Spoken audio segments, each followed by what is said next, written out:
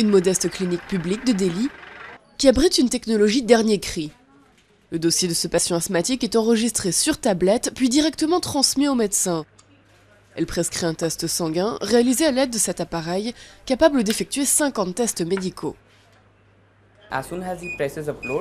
Dès qu'il appuie sur transfert, le résultat est envoyé sur la tablette du docteur qui voit le résultat et fait sa prescription en fonction.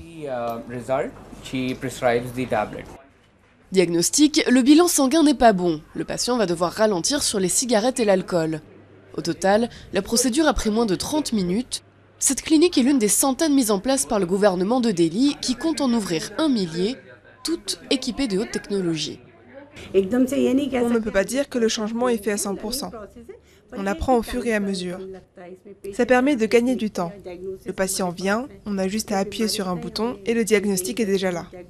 Il nous dit son problème, on le note et ça prend moins de temps. Donc on peut consacrer plus de temps au patient. Les médicaments prescrits sont distribués gratuitement. L'objectif du projet, améliorer l'accès aux soins des plus pauvres.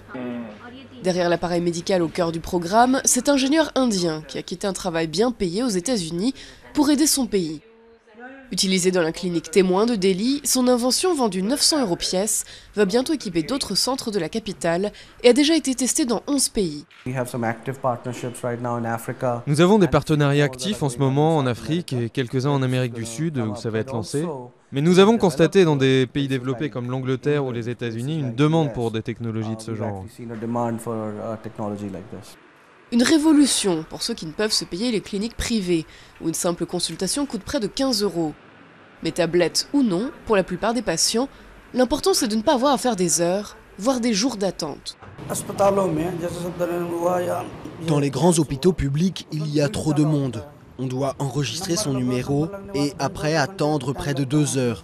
Ici, c'est près de chez moi. Tous les services sont disponibles gratuitement. Un premier pas qui reste loin d'être suffisant en Inde, où plus de 360 millions de personnes vivent sous le seuil de pauvreté, soit un tiers de la population.